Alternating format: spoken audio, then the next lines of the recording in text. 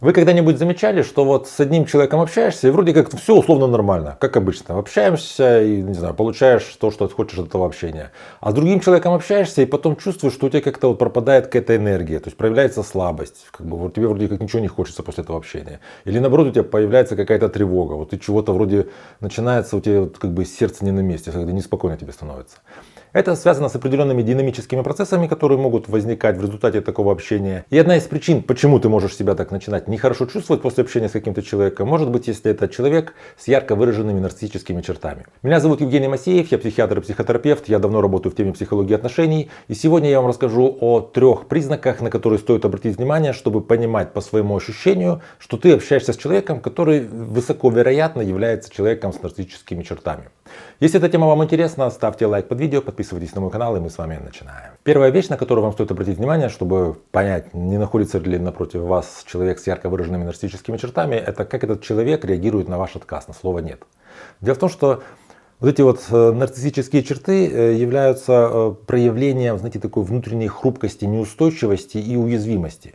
Соответственно, если ты общаешься с таким условно взрослым, зрелым человеком с устойчивой личностью, и ты ему отказываешь, он этот отказ воспринимает просто как, как возможную опцию. Я что-то предлагаю, человек не согласился. Хорошо, значит, дальше как-то договариваемся или как-то дальше продолжается беседа. Если нарцисс вам что-то говорит, вы ему отказываете, вы прям почувствуете эту эмоциональную реакцию, вы по лицу у него увидите. Он может либо раздражаться, либо обижаться, либо он начнет вас переубеждать, знаете, когда человек просто не слышит слова «нет».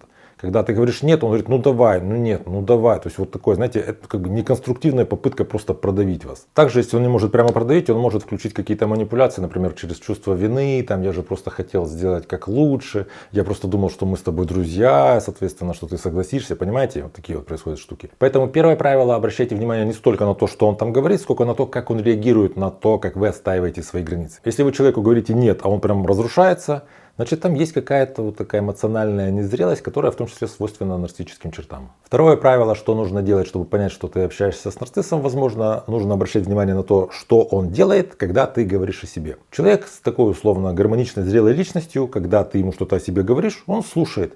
Потому что это важно для человека, если ему важны эти отношения, он хочет, чтобы вы как-то вместе сблизились, слышать тебя, чтобы была вот эта возможность встретиться. Вообще вот здоровые отношения строятся, когда два человека учатся друг друга слышать, учатся друг друга понимать, как-то вот настраиваются на одну волну, чтобы произошло вот это вот такое единение, встреча. В случае с нарциссом он себе не может это позволить из-за его определенной такой этой хрупкости и шаткости внутриличностной. Ему важно уделить как можно больше внимания себе. Поэтому, когда вы говорите о себе, он в этот момент думает, что сейчас мое время тратят, сейчас мое внимание воруют. Поэтому он будет стараться всячески разговор переводить на себя.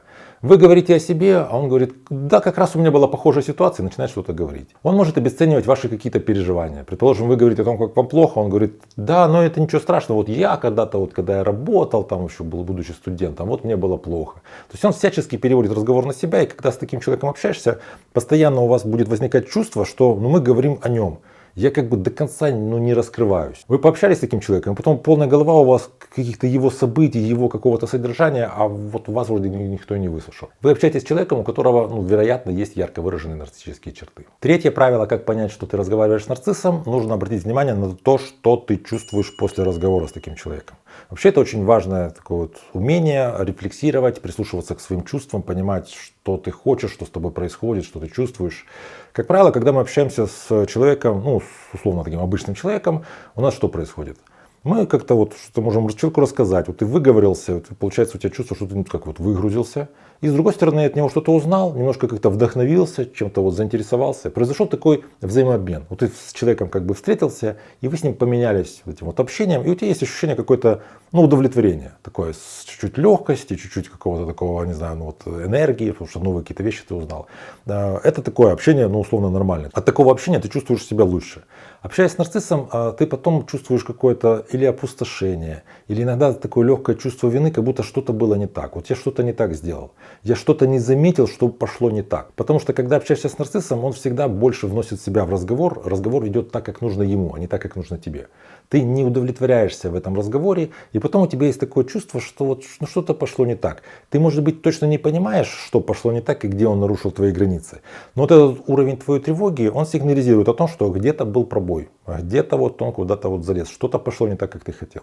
Поэтому научайтесь прислушиваться к себе, замечайте, как вы себя чувствуете. Надо понимать, что такое вот общение какое-то дружеское предполагает, что вам после него должно быть лучше. Вы должны себя чувствовать, ну, в общем и целом, как бы, ну, чуть-чуть счастливее. Если вы после такого общения чувствуете себя хуже, то один из вариантов, почему так может происходить, потому что вы общаетесь с человеком с ярко выраженными нарциссическими чертами. Я вам рекомендую обращать внимание на эти три вещи. То есть, как человек реагирует на ваш отказ, как человек реагирует на то, что вы о себе рассказываете, и какое у вас послевкусие после этого разговора. Если вы чувствуете, что вот, ну, здесь есть какие-то у вас вопросы, вам сложно с этим разобраться, и общение с этим человеком, ну, для вас пока не очевидно, оно вам приносит пользу, приносит удовольствие, или оно, возможно, вам начинает как-то вредить, вы можете записаться ко мне на консультацию. У меня под каждым видео на канале есть ссылки на мои соцсети. Пишите мне там личное сообщение, мы с вами работаем. Тут надо еще помнить, что мы вообще живем в таком обществе, где нарциссические черты в той или иной степени присутствуют, ну, наверное, у всех. И выражены они в какой-то степени, ну, у многих. И мы часто сталкиваемся с людьми, находимся в таких отношениях, где вот выбор тоже он не очевиден.